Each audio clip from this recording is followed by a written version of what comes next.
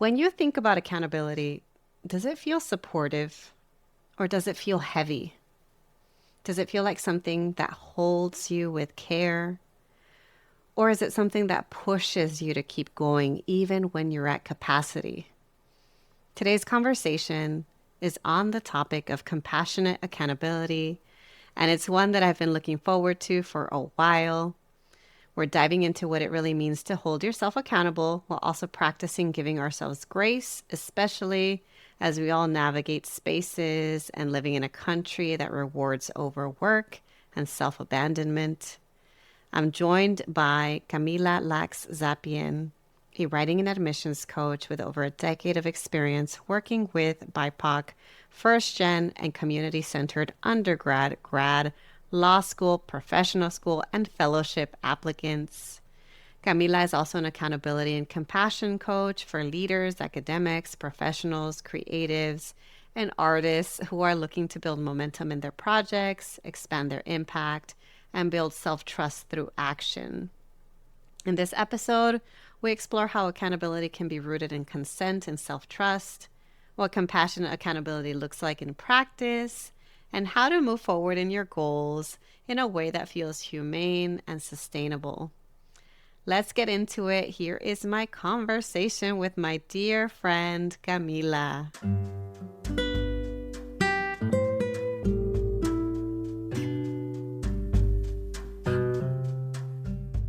Welcome to the award-winning Grad School Femtoring podcast, the place where first-generation BIPOC students and professionals can listen in on inclusive grad school stories and gain practical tools for sustainable success.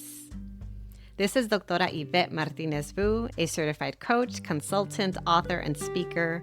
I will be serving as your femtor, providing you with insider knowledge to help you thrive in grad school and beyond.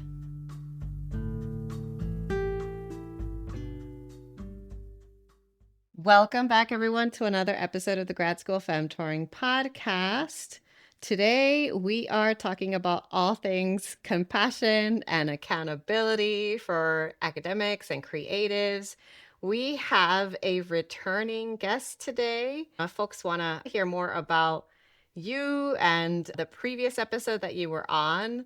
They can check out episode 214, where we talked about BIPOC legacy building and ancestor work. I still remember that conversation distinctly, and it was a really, really great one. So please check it out. But in this case, I want you to say a little bit more about your coaching, specifically how you describe yourself as an accountability and compassion coach. So I guess I'm curious why these two terms stand out to you enough to include them in your title. And how did you arrive at this intersection? Through your own work or through your own experiences? I'm curious if there was a moment when you realized that accountability wasn't enough. So just feel free to get us started with whatever comes to mind. Yes. Oh my gosh, great question. Thank you so much for having me again. I actually came to it in a selfish way, or a self-centered way, I should say, in the sense that I had been working in the coaching realm and supporting people in their graduate school applications to med school, law school, PhD, PA school, you name it. I've been doing that for several years now, and I started working with helping undergraduate applicants, high school youth, and I still do that too. So, doing that work for so long, folks would work with me for a certain amount of time, and then we would finish and they would go off to their big schools and their dreams and their programs, and they would come back and loop back and be like, "Hey, like, I miss meeting with you. I miss having a space to be held and seen and supported in my goals and on my journey. Would you be open to coaching me in a more open format or for my career or for my creative project? Fill in the blank." I think it's super cool that my journey to this type of coaching was like I was called into it. It wasn't something that I just like woke up one day and was like, I'm gonna do holistic coaching or I'm gonna do accountability and compassion coaching. In that, I started reflecting on, okay, what do I call this? Like, how do I define my lane of coaching? Because there's so many coaching programs and people out there, some that are super ethical, some that aren't ethical. That's a whole other conversation. But I think that for me, I really just reflected on what do I offer? Because I tried to think about who am I helping? And to be honest, I started making a list to prepare for this podcast to think about who do I serve in terms of the category, quote unquote, of people or types of clients. And it's creatives, it's academics, it's professionals, it's people in between trying to figure out what their next move is. There's so many people who are stepping into new leadership. The amount of transitions and different quote unquote categories of people that I support, it was so diverse and ranging of like what they were experiencing or what they quote unquote identify as, that I needed to narrow it down. Like, well, what do I call this then? Because I'm helping all kinds of people do all kinds of things. And so I really just sat down and reflected on all my clients and all the work we've done together, on all the things we talk about. And I just kept landing back on two things, which was, what do I offer that's valuable? Why do people even want to show up to this space? And the first thing I think is the accountability. That came first. That was easier for me to land on because let's be real. Like, we all need accountability. We all need that support system, that structure, that place to land, that meeting on the calendar. We all have different types of productivity and different types of systems, as you know best, that work for different people. But basic accountability is a powerful tool. Okay, I'm going to see you in 2 weeks, and this is what you're committing to. What is your setup to commit to those things and follow through on them? So, I think just having a space that's judgment free as well, like accountability without judgment. So if someone shows up to a session with me and they didn't quote unquote finish their homework or like didn't get to the thing they said they were going to get to, how do I meet them? That's kind of where the compassion really came from too as well when I reflected on it. And it's not just compassionate about building their compassion for their to-do list or when they don't follow through on things. That's going to happen sometimes in life. But the bigger piece was building self-compassion in a really punitive, capitalist, white supremacist, patriarchal, homophobic world where we are not taught to value our worthiness before we engage in accomplishments. We are taught to value our worthiness after accomplishments. And I fundamentally disagree with that and think it's inhumane and dehumanizing to the collective. I think radical compassion in a coaching session lets you bring your goals and your humanity. It lets you bring your desires and visions and your whole self. Because people will show up to a session and be like, Camila, this is what happened in my life this week. And it's like, okay, let's take 10 minutes or 15 minutes to just be with that because XYZ happened to you or happened in your life or happened to someone you love. And we just need to hold space for it. We don't need to solve it. We don't need to heal it. It's just like, hey, girl, this is what's happening for me right now.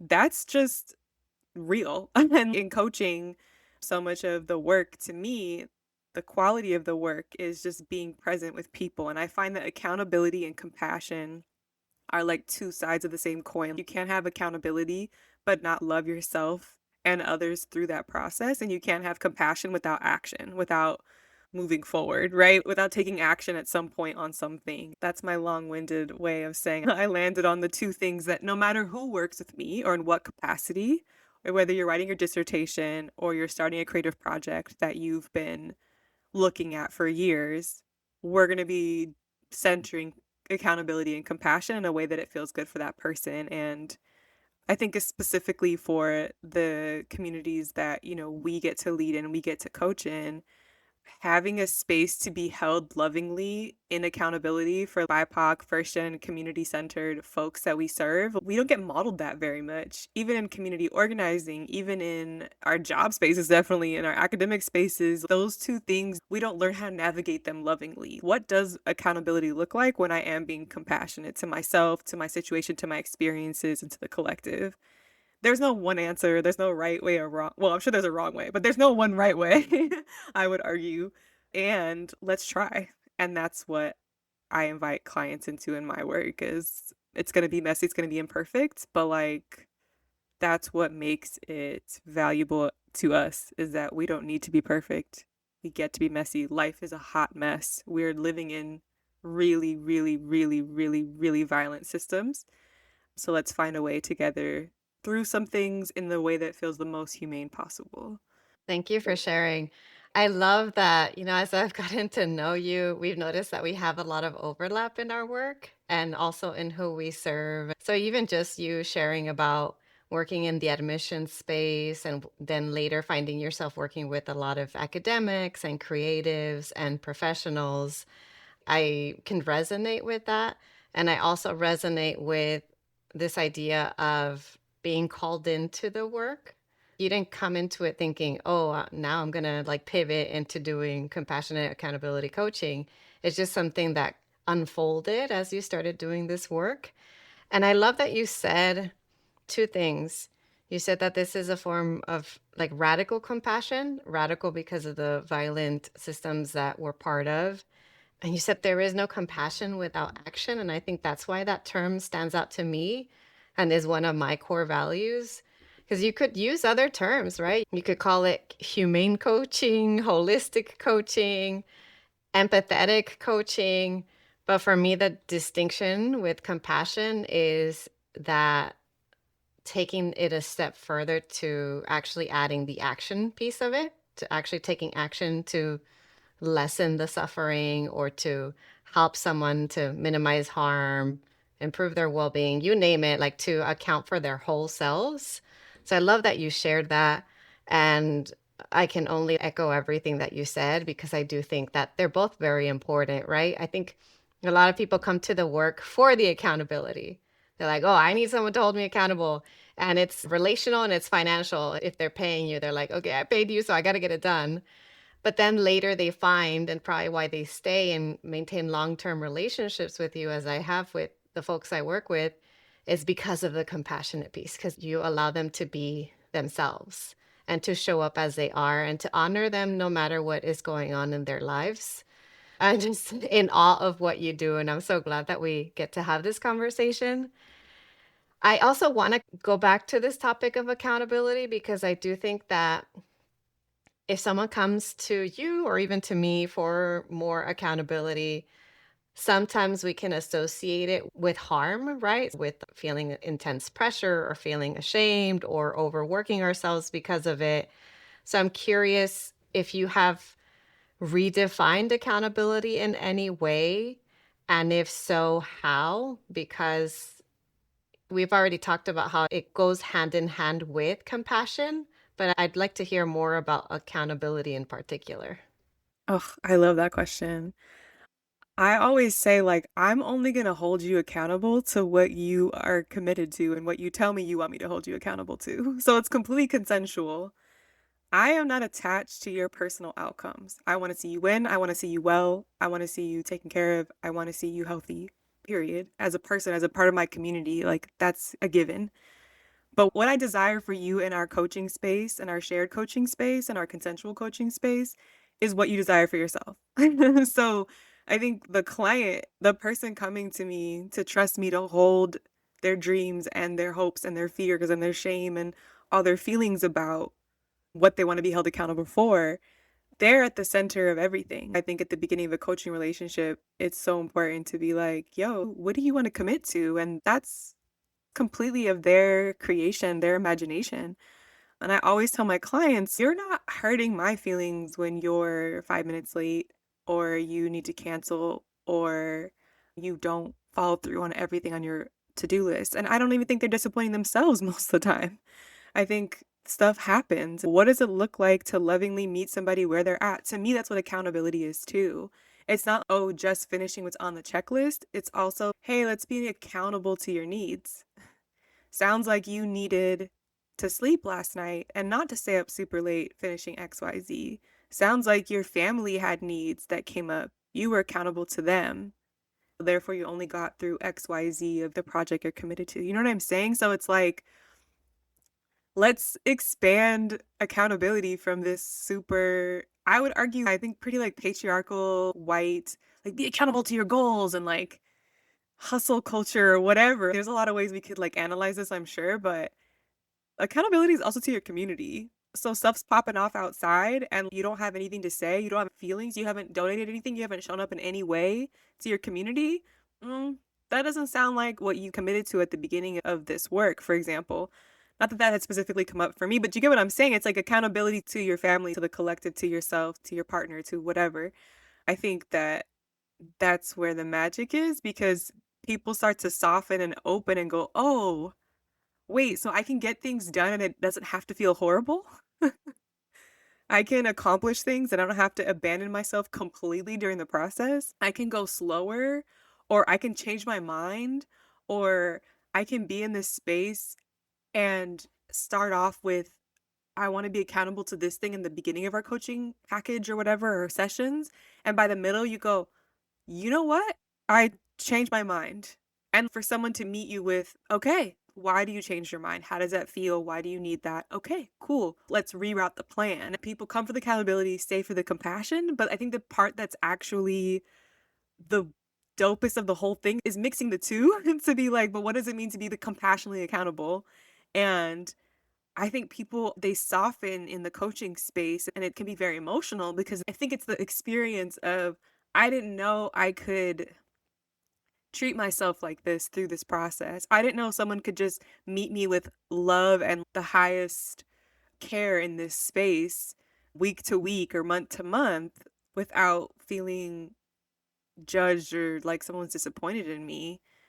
When we think back on our personal experience, like how many of us have had that space to do that? How many times have we had spaces where we could experiment and mess up and change our minds, but still be held to, okay, so then now what do you want to create? So what does this mean for you? What are you committed to? And sometimes it's actually, I'm not going to apply to that job. Accountability looks like me being honest with people I work with. I was working with someone this past fall pretty briefly, and they were wanting help with this application to a job, and through the coaching space and just honest dialogue, communication, reflection, fleshing things out over a couple of sessions, they were like, I actually don't want to do this. That can also be what accountability and compassion looks like in a space, is like, oh yeah, you don't have to. Let's go through your other options and whether your other options in this scenario and how can those serve you better, or how can you prepare for something you really do want in 6 months? What does it look like to have freedom and care and love and structure for BIPOC first and community centered people? I feel like we don't know what that looks like for us until we have it. And then it can be pretty emotional and shocking because it's like, wait, I thought I was going to walk out of here with XYZ and I'm actually walking out of here with something completely different, which I love even more, but I didn't even know was an option for me. And that's like the super, super fun part of the process, I think, in a lot of ways. Oh my gosh. Yes, yes. They come in thinking they're getting one thing and they come with a completely different transformation. What I loved when you answered that question is that the first thing that you mentioned was consent. When I think about accountability, I think about taking responsibility. And you remind us, and this is what's powerful about coaching, that the power is in the individual's hands, right? So the client is the one steering the wheel and they get to take ownership over what they are accountable to, as opposed to in a lot of other spaces, whether they're traditional education settings, work settings, white supremacist settings, patriarchal capitalistic settings, you name it. Usually you are accountable to things that are outside of yourself and that maybe you didn't even choose. So it might be, oh, you're in this major or you're in law school or med school because your parents told you to. Or maybe you land in a program and you hate it, but you went there because a professor told you to, or a supervisor wanted you to do X, Y, and Z. A lot of times it's things that you didn't even get to choose, but then in a coaching space, they have the opportunity to go back and be reminded, hold up, what do I actually want to hold myself accountable to? What matters to me? What are my goals outside of what other people are telling them? Because we're not going to tell them what to do. So definitely, definitely appreciate that you are holding people accountable to their needs. So it's ultimately up to them to decide what it is that they are holding themselves accountable to beyond just academics or their career. I want to talk a little bit more about what shows up for you in your coaching with academics, professionals, creatives, because I'd love to hear more about some patterns that you've noticed, or maybe even some of the things that hold them back from pursuing their goals, what might block them, what blocks their momentum, and how you guide and support them through that process. Thank you for everything you're sharing too. We're such nerds for this. We could talk about this like literally 24/7, which is why I love talking to you. I think about what shows up for me, and that's what shows up for everybody else, right? And so, like, oh, shame, um, guilt, worthiness, confidence, just taking up space, childhood, culture, first gen realities, or how do I talk about to my immigrant parents about XYZ, or that's like a block or something that's like a challenge for a lot of folks. Who do I go to when I need something in this realm? Like helping people find resources because we don't know people who have done what we're doing. A lot of the clients I work with, they don't have someone they can call to ask about XYZ, right? Because they're the first in their families, they're the first in their friend groups, they're the first in their whole lineage to pursue what they're pursuing. I think another thing is capacity building. I help people reflect on what their current capacity is and naming and looking at the fear of expanding into having a bigger impact or being more visible, I should say, like struggles with visibility, being seen. Ugh, that one comes up a lot. I don't want to be seen that way. Or what if I take this leap? Embarrassment, fear. And then the other stuff is just capitalism, right? Like, I hate this thing that I have to do, but I have to do it because the rent is due, or I have this long-term payment, or I take care of my family this way, but how can I build this on the side, or how can I work towards this as I'm still maintaining this income in this way? It's more a logistical thing. And also just having the guts and the courage to do what they want to do. Man, that is a huge part of it. Is me reminding folks, "Hey, you said you wanted to do that, remember?"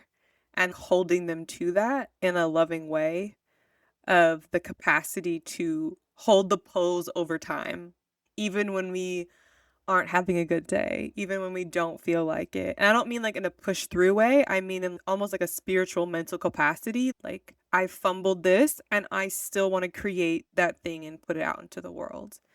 And I think that's just such a big part of what I see people negotiating with themselves, right? I'm a witness. I'm not making anything happen. It's all you. You don't need me. I am not the one who's making the change for you. You need you, and you are making the change for you. I'm a witness who asks questions, who holds the pose, who is going to hold you in the highest regard throughout this process, and who's going to remind you of who you are and what you want. What you do with that is all you. And you chose to be here. I'm just a mirror of you holding yourself accountable. I have special skills. I don't want to downplay my own gifts and my own skill set that I've learned over a decade of doing this work and being in the community and doing organizing work, etc. That's all relevant. And I'm a mirror of you. And I think that's why the tears come so often and people are like, why am I crying? Or like, dang, this is heavy, or this is deep, or this is big. Why does this feel like therapy? That comes up all the time. And I think we've talked about this before. And I think that just because something isn't therapy doesn't mean it can't be therapeutic. And you coming to a space and being witnessed with care and compassion by someone else and by yourself as you express your hopes and dreams and vulnerabilities, that is like a deeply therapeutic process. And I don't pretend to be a therapist. I'm not a mental health professional. I'm not here to walk you through your healing. I'm not a trauma specialist. But to pretend like trauma doesn't come up in these sessions and this stuff doesn't get unearthed would be a lie. It all gets unraveled and unveiled. People are like, I can't believe I'm telling you this. They're like, wow, I've never told anyone this before. One, that's beautiful because that means they feel safe, as they should. It's my job. But two, therapy isn't the only place that we get to show up as humans and show ourselves. If there's safety, you can do that in friendship, you can do that in a lot of different places. I think the pattern is people being touched and surprised pleasantly is a common positive outcome or pattern I see of people being like, oh wow, I'm feeling all these things, or so much is coming up in this work and in me trying to get to my goals and me building self-compassion. And I think to me that's like the coolest part, when people are surprised by their own gentleness with themselves, their own ability to open up to themselves. If you're going to say something to me, you're going to tell it to yourself first. I'm just here to see you in that. And I think that pattern is the one that makes me never want to stop this work because I tell this to my clients all the time, but I'm like, I don't know if y'all can feel what I'm feeling. Like the privilege, the beauty, the honor. It is an honor that people show up, not just pay me. That's dope. That's an exchange. That's great. I'm proud of that. I need to be fed. You need to be fed, blah, blah, blah. But the honor of somebody showing up in their rawness and their vulnerability is such a deep pleasure of my life. I'm just amazed by people. And I think that one of the reasons why I tell people your feelings don't scare me, your big feelings don't scare me, and your big experiences don't scare me on face value is because I've done work on myself and I've been in therapy and I have gone to sessions and said things or revealed things or worked through things that are deeply rooted in me too. That's the other thing. I know I'm taking it into a different direction, but I think people can't fathom how much we as coaches benefit from witnessing them and how much we get from being able to be human with people in a safe space. I could talk about it forever. It's the honor of my life, and I'm touched every time somebody is honest with me in their pain, but obviously in their joy and their hopes and their goals and everything in between. So, yeah, it's an honor. It really is an honor. I mean, before we even started recording, I was telling you that it's just been a rough start of the year. And we can say a million things about everything that has been going on in 2026. But one of the things that I know for me in my work that keeps me going is the ability to witness others, to have the honor of having others trust you with them, with their circumstances, with their stories. And the way you said, just being human with other people, it's such a privilege. I'm grateful that you get to experience that as well, and that you get to show others that this is a possibility too, because I know that may not necessarily be the purpose of this episode to try to, I don't know, motivate others to go into the work of coaching. But I do know some folks who, after working with me, have said, you know what, now I know that this is another lane that I could go into, which is pretty cool because it expanded their range of possibilities without them even intending to. And I'm also glad that you mentioned that the work of coaching is not therapy, and yet it can still be therapeutic and it can still provide an experience of witnessing and of working on your healing in a different way, right? Sometimes folks say it feels like therapy, and I'm like, no, no, no, I'm not a therapist. Although you're right, a lot of difficult conversations, topics will come up because that's just how life is. It all interrelates. I want to talk about the distinction, if there is any for you, about working in this coaching space with different types of clients, because I know that you work with academics, but you also work with creatives. So you work with artists, you work with professionals. And I wonder if there is a difference in the way that you work with them based on their titles or their professions or their circumstances. Similarly, I know that we both work with first gen clients. We both work with Black clients, with POC clients, with Indigenous clients. I'm curious what comes up for you in terms of how you may work with them, if there is a difference, if anything shifts when you're working with different types of identities, titles, roles, populations. I love this question because I think there's a lot that shifts in certain ways. I think no matter who I'm working with, I think that one of the reasons why I feel grounded in my work is because I'm clear on my identities. At least some things are fluid throughout your life, right? Because your identities can shift and change. But in terms of my positionality, like as a mixed person, as someone who's light skinned, as somebody who grew up poor and grew up with chronic illness, and a survivor of like environmental racism, as somebody who's first gen on one side, but also my mom didn't go to college or didn't graduate. I'm just very clear and rooted in my own identities of where I have privilege.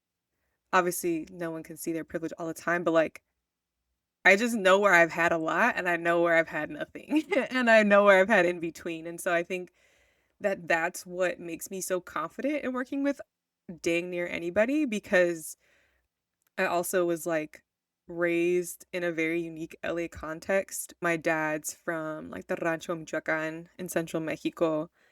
My mom is Irish and Eastern European Jewish, all the way back on both sides. She's just two things, if you will. And she grew up in California and was raised like pretty Irish Catholic. But then I was raised in a predominantly Black American neighborhood, and I played basketball and was in community with Black Americans like most of my childhood and upbringing. That was the community I probably spent the most time with, but then also was raised with my dad in Latino and brown and Mexican spaces.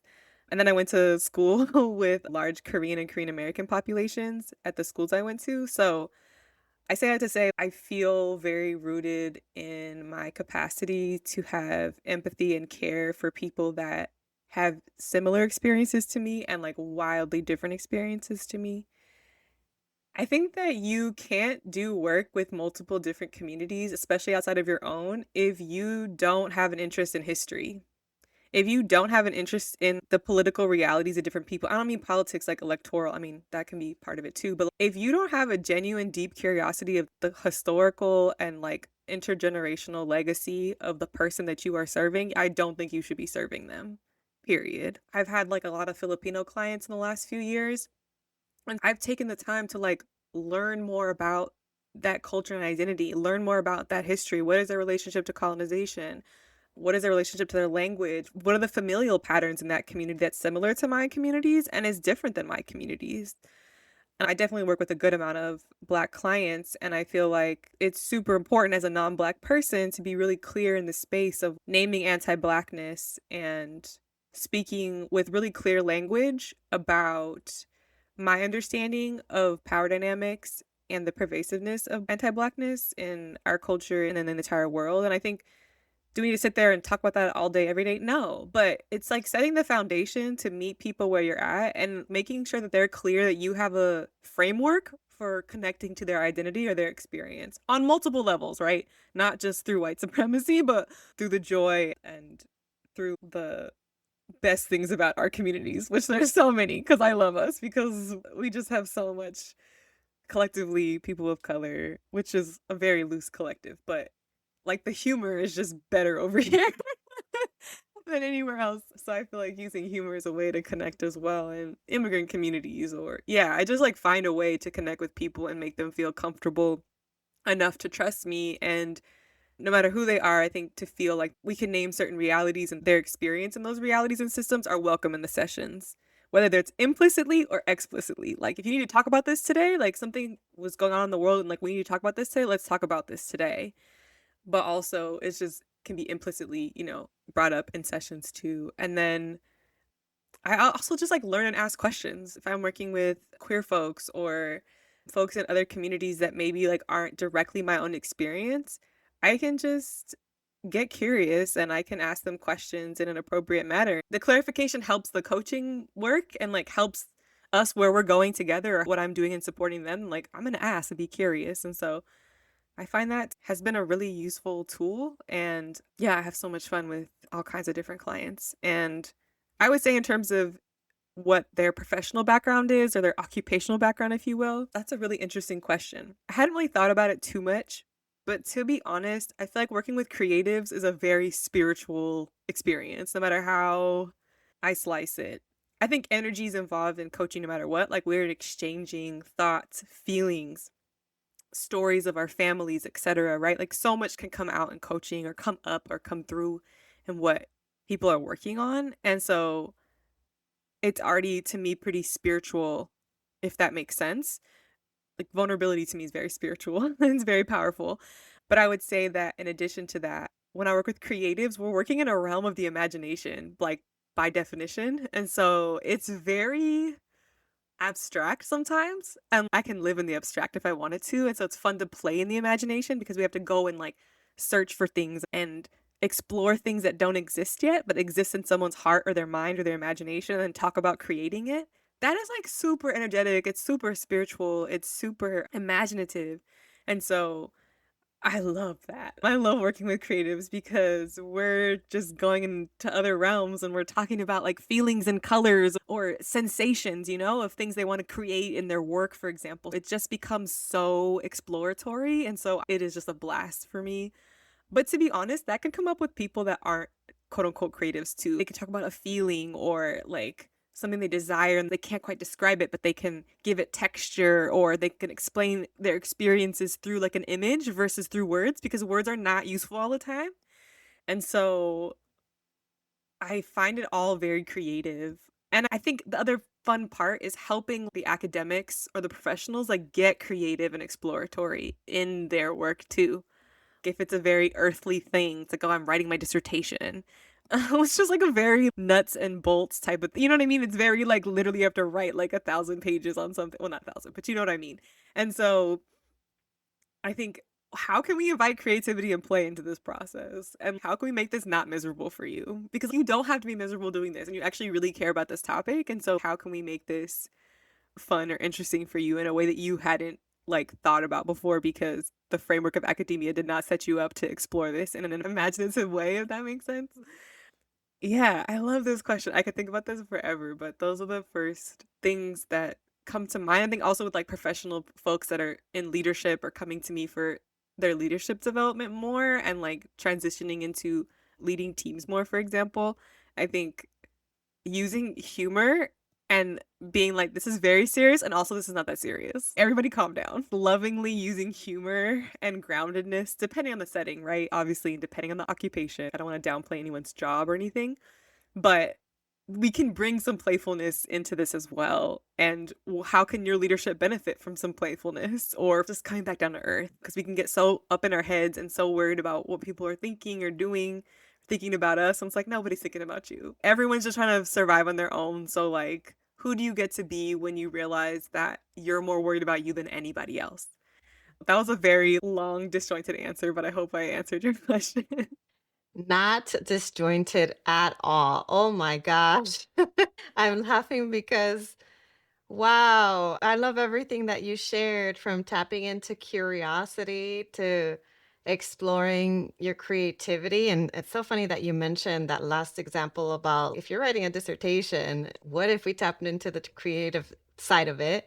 Because I literally had a session last week, and that's what came up in the session with the grad student client of, wait, hold up. When was the last time that you enjoyed writing? And it was when they were tapping into creativity. And so we realized that that was actually one core value that they wanted to bring into their research and their writing and to make their work more creative, even adding to the introduction of their writing something that was more creative.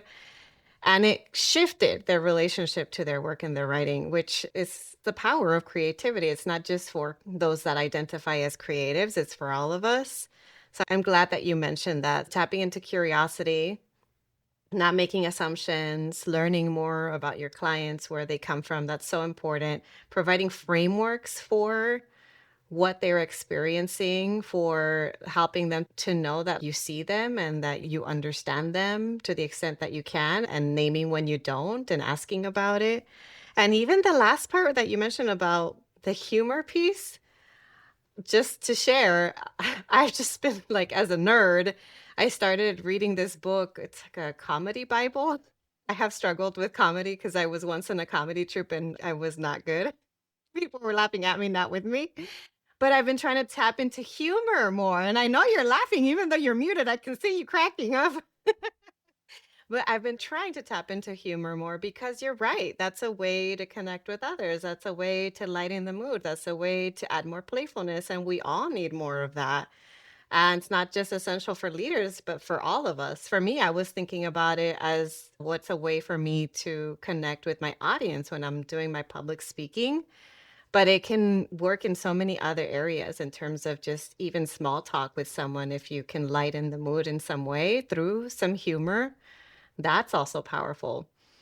So many things that you said, I definitely just resonate with, vibe with. Like, we're just like on a similar frequency for sure. I know we might go over time, but I hope that it's okay because I want to ask everything that I had in mind. But I want to talk a little bit more about the folks that are working on The materials that feel cut and dry. So let's say you're working on a writing project, you're working on application materials, whether it's for graduate school, for college, for a job, anything where you're working on something concrete and then you're feeling stuck. What can you offer them in terms of maybe concrete practices or even frameworks, ideas, advice, suggestions, something to help them with building their momentum while still maintaining that self compassion that is so important to your work? I love that question. That's a great question. To go back to humor, as a Mexican, it's just like we have to be laughing or it's not gonna go well. So I feel like that's supernatural for me. But I think for the cut and dry stuff, that's a great question. How do you build momentum when you're just stuck or you're feeling like, ugh? I think the first thing is acknowledging that. Just being like, hey, I'm stuck. Okay, cool. Like, let's just name this for a second. Let's start there. All right, what does a stuck feel like? And how long have you felt that way? What do you think are the main elements of your stuckness? Is it like an energy thing? And there's no shame, there's no judgment. Let's just look at it with less pressure, yeah? Taking off the weight and just be like, let's talk about it as if it's like a thing in the room, but you're not your project is your project. It's like removing you from the project. That's like one of the frameworks I think is like super important. Be like, you are not your dissertation, or you are not this job application situation, or you are not your new role at your job. And then I think from there, identifying what are the layers for you because everyone can be different. For someone stuck could just be like fear of success. They're literally people that understandably are just like, I don't know if I have the capacity to like things are going well and I'm kind of freaking out because I didn't know I had capacity for this to go really well. Ooh, okay. Well, why is that? And can you give me an example? And let's like work through that a little bit. For other folks, it might be like, I'm just exhausted and I'm exhausted because this other thing is going on. And it's like, okay, cool. I'm not here to solve that other thing. Most likely because I can't and because it's not what we're here for. But let's talk about what can you do to alleviate that thing? Or do you need to pause? Do you need to pause this for a minute or this project so that you can go deal with that other thing that's truly needing your immediate attention? I think people don't get that taking an intentional break for a day, for a week, for a month, for a year from a specific project or thing to deal with the other thing that's just looming in front of them so large is such a compassionate thing to do sometimes. Or I'll be with the client who's applying to, let's say, law school and be like, I think you should apply next year, not this year, which is a hard conversation. I would say 90% of people I work with, that's not the conversation that happens, but the 10% of the time it does happen. Let's talk about how applying next cycle is not a failure. You're not failing. You're actually setting yourself up to have way better success next time. Let me explain to you why. Let's look at the numbers. Let's look at the strategy. Let's look at the timeline and allowing them to trust themselves and trust me to be like, you can do this next year or you can do this in 6 months. And for other folks, the stuckness is just burnout, and for some folks, it's fear, and for some folks, it's just lack of confidence. Am I worthy of this? Am I good enough for this?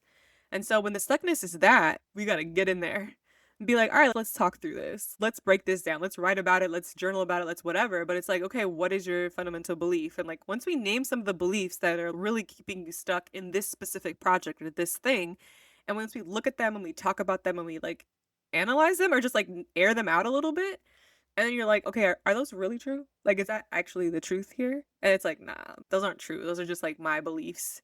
And so then we, like, bolster up self-confidence. Let's name what actually is true. "Ah, okay, you're a highly accomplished person with this type of degree, and you have this type of experience, and this is your expertise. That's the truth." Yes. So then we kind of build evidence for what the truth really is and work towards having a better relationship with the project itself through naming who you really are.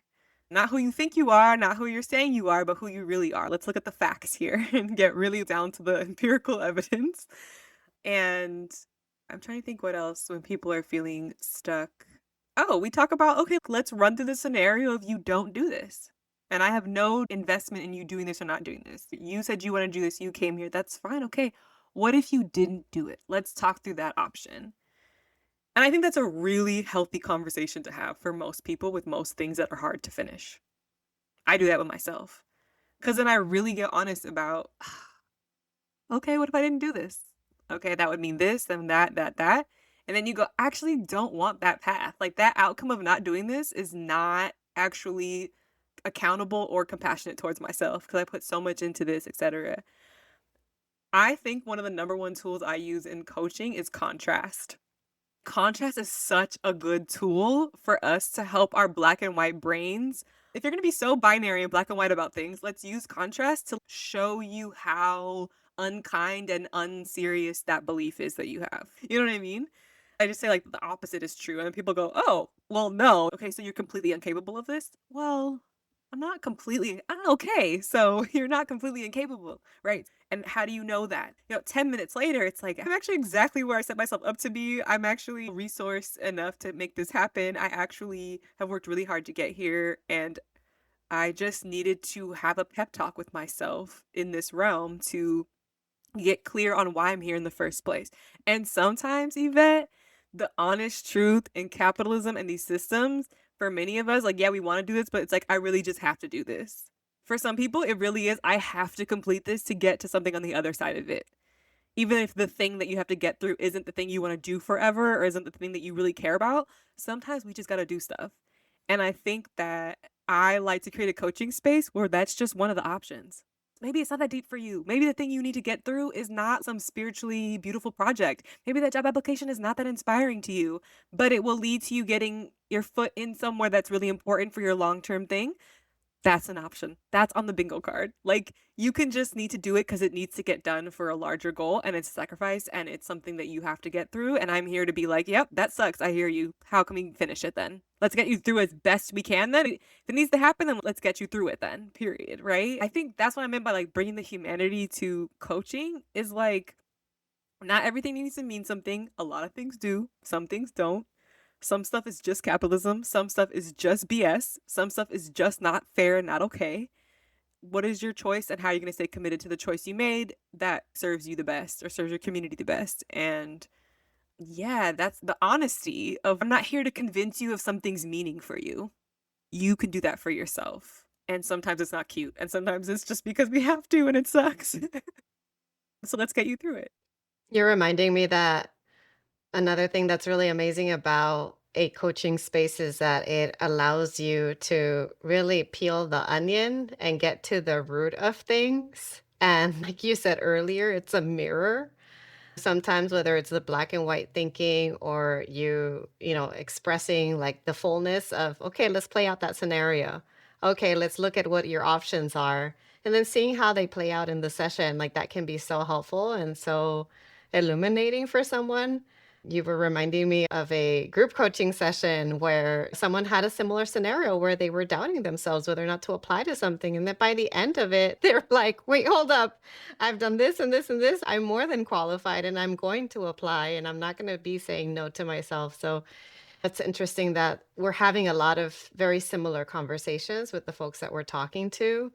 I'm curious because I've really enjoyed hearing everything that you have to say. And I know that we can always geek out about this just between us. But I'm curious if there was any other question you were hoping I would ask you. And if not, if you have any closing words that you'd like to share with our audience.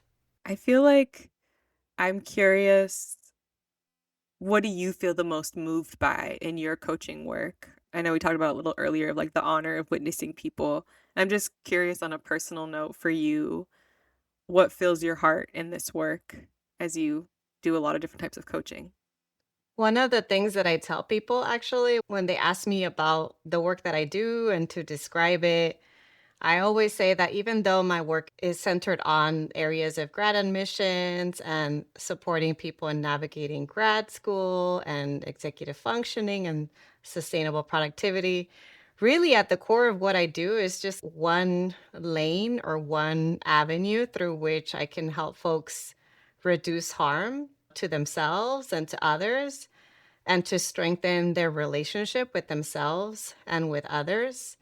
And it's actually been quite healing for me to witness others in their own growth journeys because with a lot of people that I work with, they come to me because they either connect with me in some part of my identity and I connect with them similarly in some part of their identities or circumstances. And so to be able to witness a different possibility for them that often tends to be greater than even the possibilities that I had when I was in their shoes that feels so healing for me. And that's not the point of me doing this, right? I didn't know that that's not what I signed up for, but it's been pretty amazing because a lot of people come to me thinking that I'm the all-knowing person. I'm like, "No, you know yourself best. You are the one in control." And they don't realize that they're giving me so much in that process, and that I'm learning so much through working with them, and that it's an honor and a privilege to be able to be in relationship with them in this particular way. So that's what stands out to me the most. I appreciate you asking that.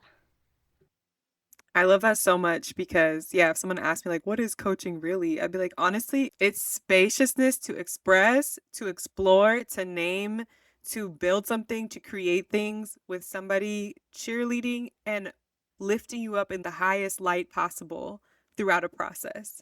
And I think the coolest thing, people ask me, like, how'd you get into coaching? For me, it's like, I will cheer somebody on like going for a run, like, "You go, you get it, handle that, like, I see you."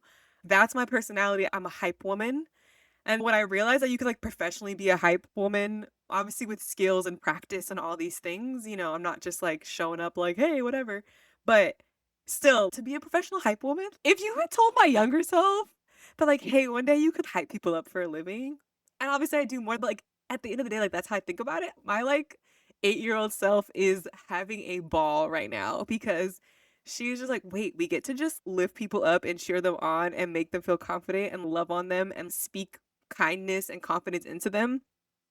Yes. And so I'm just committed to showing up. One, because of the results that I've seen people walk away with is just like super life changing and defining and transformative because they chose that, right? I'm just like a vessel to support them. But also because my mom always says, I'm like, "Mom, and this work is easy to me." And she's like, "Don't say that, Camila. It's not easy. You're a natural. And those are two different things." And so what I would share with other people is the skills and beauty and grace and love and joy and spark and presence that you bring into whatever you're active in. It might feel easy. It's because you're a natural, boo boo. And don't take that for granted. And don't downplay that. And so, for those of you who are into human design, I'm a projector. And so, I can't do surface. You can try to do surface with me, and I'm going to make it go deeper because I don't exist on the surface, really. And so I think it's so cool to learn yourself and love myself into this work.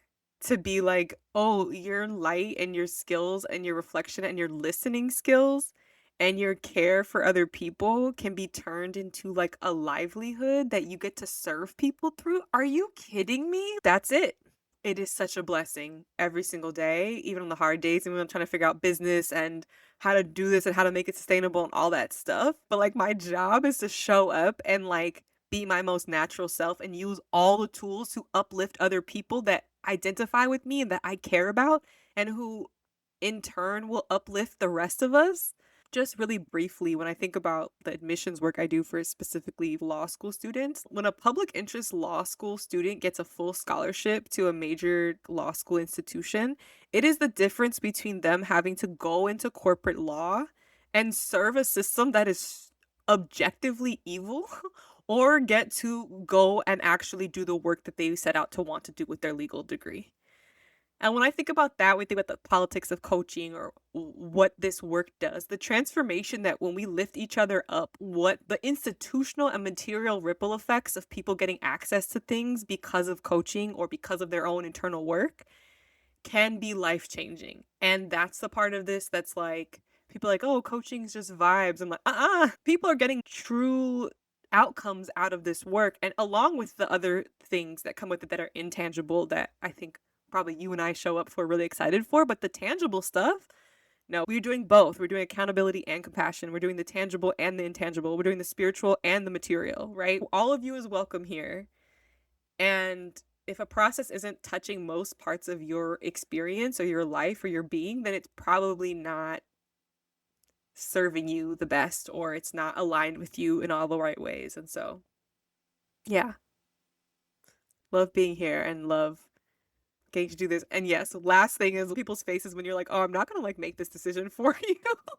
It's like, oh, absolutely not. This is your life. This is not my life.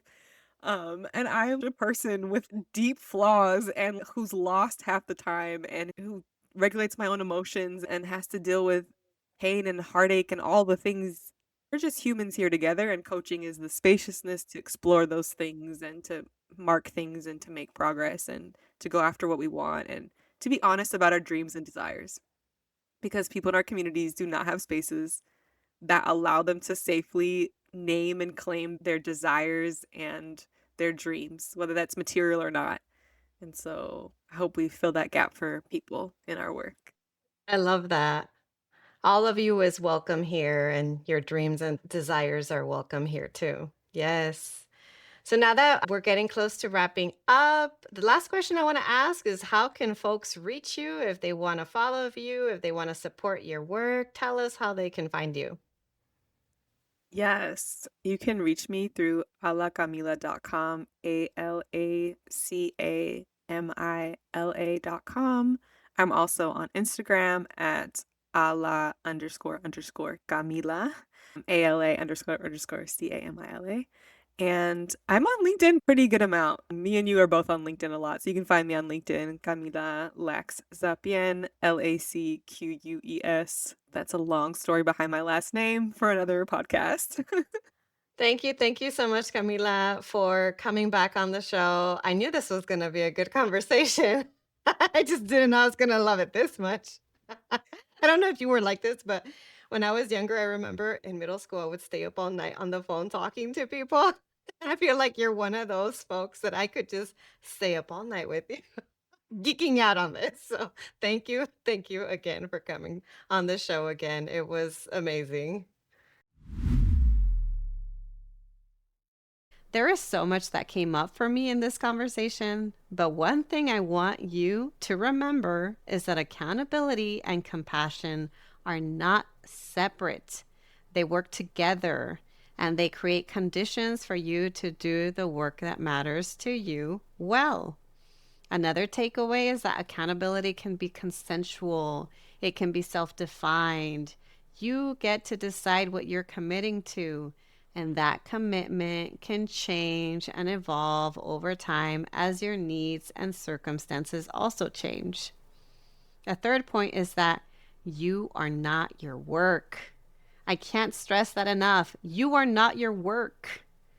So, creating some distance between yourself and your project can open up some space for more clarity, more creativity, more joy, and more grounded decision making. Finally, compassion includes action.